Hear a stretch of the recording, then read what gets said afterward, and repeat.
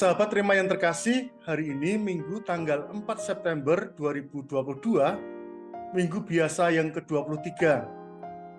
Renungan kita hari ini akan kita ambil dari Injil Lukas bab 14 ayat 25 sampai dengan ayat 33. Renungan kita akan mengambil tema jadi murid itu mahal.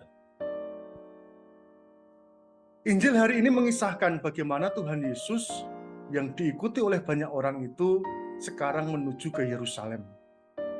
Banyak orang ingin mengikuti dia dengan maksud bahwa Tuhan Yesus itu nanti akan mendapatkan mahkota dan kemuliaan sehingga orang itu dapat kecipratan berkat yang diterima oleh Tuhan Yesus. Mereka tidak memahami bahwa Tuhan Yesus datang ke Yerusalem itu adalah untuk menderita. Maka melihat kerumunan orang banyak seperti itu, Tuhan Yesus mengingatkan bahwa menjadi murid itu mahal.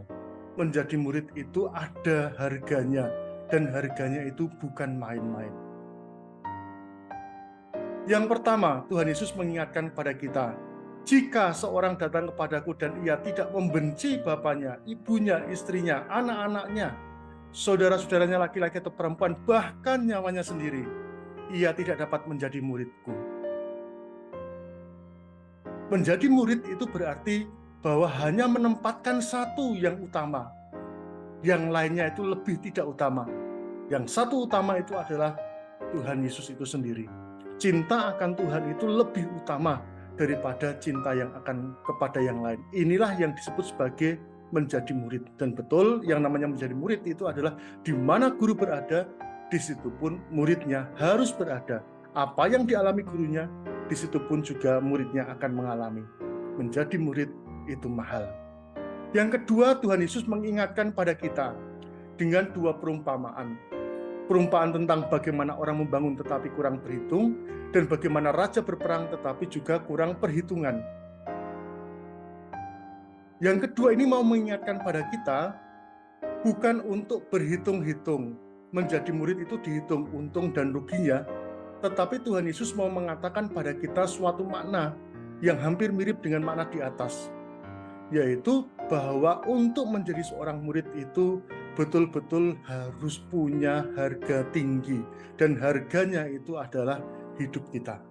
Bukan harganya itu uang, bukan harganya tentara, tetapi harganya adalah hidup kita. Hidup kita itulah yang kita pertaruhkan.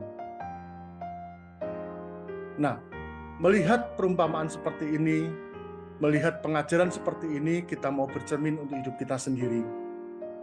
Banyak orang mengatakan, oh jadi orang Kristen, jadi orang Katolik itu gampang. Ya gampang, tetapi juga ada harganya. Gampang karena tinggal dibaptis, tetapi juga ada harganya, sehingga orang itu perlu mengikuti masa katekumenat yang kurang lebih sekitar 1 tahun. Dan juga untuk komuni pertama nanti ada pendampingannya, untuk perkawinan ada pendampingannya, dan sebagainya. Karena apa? Karena itu adalah bagian dari pemuritan. Menjadi murid itu ada harganya yang harus dibayar. Demikian juga untuk menjadi seorang imam. Banyak aksi panggilan yang dibuat oleh tarekat, oleh kongregasi, oleh keuskupan, dan bahkan kita menawarkan kemana-mana. Tujuannya adalah untuk merekrut orang. Tetapi untuk menjadi seorang imam, menjadi seorang religius, tidak cukup hanya masuk, tetapi orang itu harus belajar sungguh-sungguh, dewasa sungguh-sungguh, mempunyai keterampilan, kemampuan, dan hidup rohani sebagai seorang religius dan imam. Dan itu penuh perjuangan dari tahun-tahun awal sampai tahun-tahun akhir, bahkan ketika kita sudah ditabiskan. Yang dipertaruhkan itu bukan soal kemauan kita, tetapi yang dipertaruhkan itu adalah kesungguhan kita. Ada salah satu buku yang mengatakan seperti ini, bahwa keberhasilan seseorang itu tidak diukur dari kepandaiannya, tidak diukur dari intelektualnya, tidak diukur dari niatnya, tetapi ada dua hal yang penting yang menentukan keberhasilan seseorang. Yang pertama adalah kecintaannya akan hal yang digeluti, yang disebut sebagai passion. Dan yang kedua itu adalah ketahanan, daya tahan, yang kita sebut sebagai resilience. Dua hal ini penting juga untuk kita praktekkan di dalam kemuridan kita mengikuti Yesus. Tuhan Yesus mengajak kita untuk mempunyai kecintaan yang lebih utama mengatasi segala sesuatu kepada Dia. Dan yang kedua, Tuhan Yesus membutuhkan kesetiaan yang total dari kita. Barang siapa mengikuti Tuhan Yesus, ia tidak akan dikecewakan. Karena ia adalah satu-satunya guru, satu-satunya Tuhan, satu-satunya orang yang dapat memberikan kebahagiaan hidup kepada kita. Semoga keluarga kudus mendoakan kita dan berkat Tuhan melimpah atas kita semua, Bapa, Putra, dan Roh Kudus. Amin.